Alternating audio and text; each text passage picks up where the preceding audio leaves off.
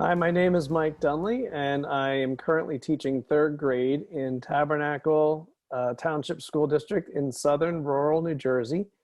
I am the fully virtual third grade classroom teacher. I have 22 students who are all learning from their homes, and I am teaching from home.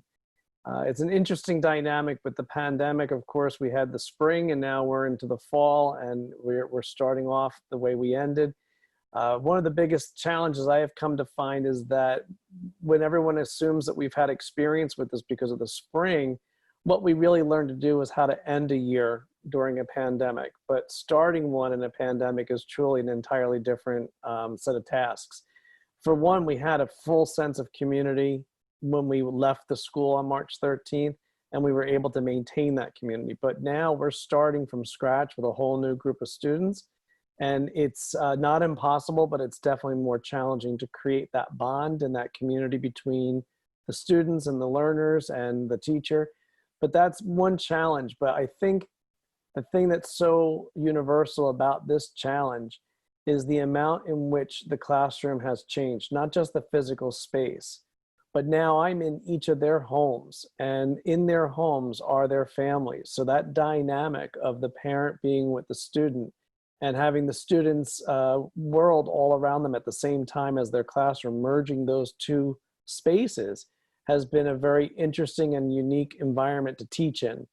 And it reminds me of back where I live along the coast of southern New Jersey, and in 2012, we were hit significantly with Hurricane Sandy. Over 4,000 homes in my town alone were destroyed by the storm surge, and 250 of the students in my school district were immediately homeless. This happened on October 9th, so we're coming up on the anniversary of it. And what really reminds me is the way in which students' basic needs, Maslow's needs, and how much they really tie in. And before we can even begin to address that Bloom's taxonomy, really do need to focus on making sure that their basic needs are being met. So the two that have taught me is just the amount that you can turn to families and make sure that the family is working well. And when I had back to school night the other evening, I really wanted to make sure that my families knew, the parents, the guardians, that I was there for them as much as I was for their students, their children, because they're going through something. They have a tremendous amount on their plates. They're trying to juggle a lot. And for the first time, they're being asked to do a lot more than they've ever done before. They've always been there to help their students, their children along the way. But we were always picking up the biggest part of that teaching. So now I'm co-teaching with a bunch of parents. And so it's a very interesting and unique challenge, but one that brings a lot of opportunity for individualized learning. I have always worked with students with learning differences. This is my 18th year teaching. And I've had a lot of children who have been identified as having learning differences. And in this environment, we can really tailor to each child exactly what their learning should look like. And so much of it becomes agency and autonomy.